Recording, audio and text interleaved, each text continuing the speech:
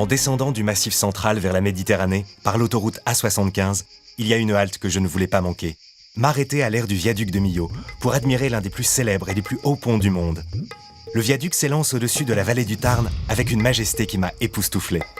D'autres belvédères ont été aménagés autour de Millau, ou se sont naturellement improvisés, comme dans le joli village troglodytique de Peyre. On peut aussi choisir de découvrir cet impressionnant ouvrage d'art en bateau et en canoë depuis la rivière, en quad, en ULM ou en parapente. Environnant le viaduc, les paysages des Grands Causses m'ont littéralement captivé.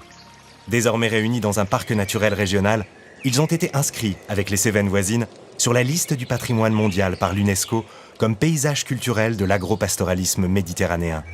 Car ce sont les hommes et les brebis qui, depuis des temps immémoriaux, ont façonné ces grands plateaux pierreux à la végétation rase, reliés les uns aux autres par des vallées aux gorges somptueuses, comme celle du Tarn, de la Jonte ou de la Dourbie. Des gorges qu'on peut d'ailleurs descendre en canoë, escalader, parcourir en randonnée, en trail, en VTT, découvrir en via ferrata ou pour les plus audacieux, en slackline.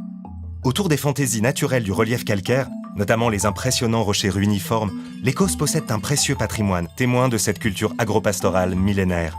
Des lavognes, ces mares empierrées où les brebis viennent se désaltérer. Les drailles, chemins de transhumance ancestraux. Ou encore les caselles, petits abris de bergers en pierre sèche. Des bergers dont les élevages fournissent le lait du fameux fromage de Roquefort.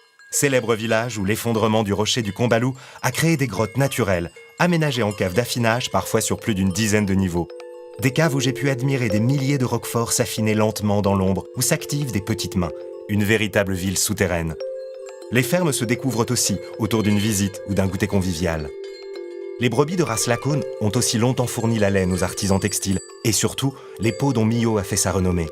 Les ateliers de ganterie continuent de pérenniser un savoir-faire d'excellence, encore très recherché par les maisons de haute couture. À Millau, ville d'art et d'histoire, j'ai aussi découvert, à 2 pas du beffroi, un musée riche en fossiles, mais aussi en poterie gallo-romaine retrouvée sur le site archéologique de la Grofezinck. Je suis ensuite parti sur le Causse du Larzac, jalonné de sites chevaleresques. 5 sites fortifiés, remarquablement préservés, qui m'ont transporté en plein Moyen-Âge, mais aussi en Orient, aux côtés des Templiers et des Hospitaliers, ces moines soldats dont l'histoire continue d'inspirer le cinéma. Si tous ces sites ont un air de famille, car fortifiés lors de la guerre de 100 ans, chacun a cependant une forte personnalité. Sainte-Eulalie, au cœur de la vallée du Cernon, fut choisie par les Templiers pour être la commanderie, c'est-à-dire la maison mère. La cavalerie, à la croisée des chemins, s'est vue dotée d'impressionnants remparts pour sa protection, tout comme la Couvertoirade, l'un des plus beaux villages de France. Au Viala du Pas-de-Jaux, c'est une tour refuge qui fut érigée. Sa silhouette se dessine sur le Causse, tel le phare du Larzac. Quant à Saint-Jean-d'Alcasse, c'est un véritable fort villageois aux proportions harmonieuses.